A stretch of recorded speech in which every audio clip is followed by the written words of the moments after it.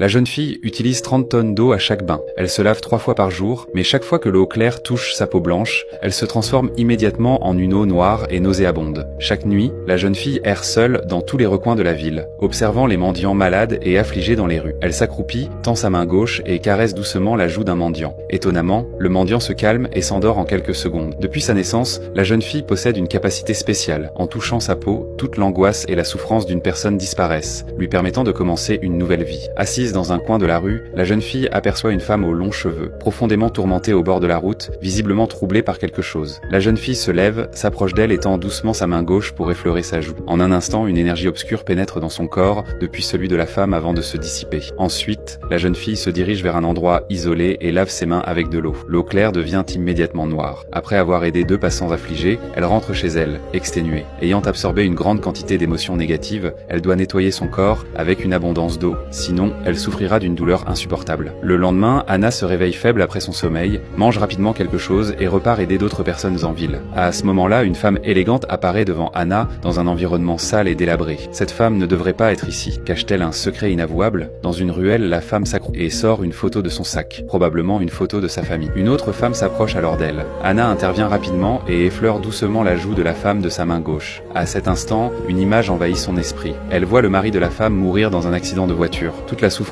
est transférée à Anna. Alors qu'Anna se retourne pour partir, la femme la retient et lui tend une carte avec son adresse. Elle lui dit qu'elle peut venir la voir à tout moment si elle n'a nulle part où aller. Sans un regard en arrière, Anna s'éloigne, ayant déjà absorbé trop de souffrance récemment.